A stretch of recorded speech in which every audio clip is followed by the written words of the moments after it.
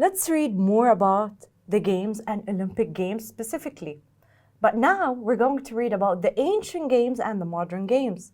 We're going to try and discover two similarities. Let's start by reading first. Read about the Olympic Games. Find two differences between the ancient games and the modern games. The Olympic Games. The Olympic Games are a tradition from ancient Greece. They took place in Athens over 2,700 years ago. The modern Olympic Games began in 1896.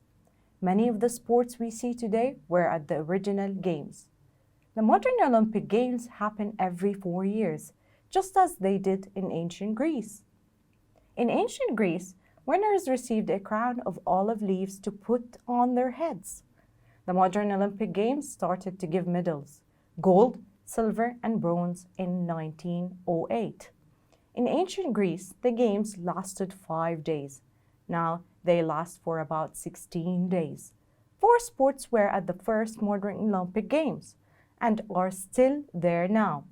They are athletics, swimming, fencing, and gymnastics. Some sports that were played in the ancient games, like chariot racing, are barely even known nowadays. Some sports, like volleyball and basketball, were not in the Olympic Games until the 90s. In 2016, 2 new sports were added, golf and rugby. Some sports, such as chess and surfing, are not Olympic sports.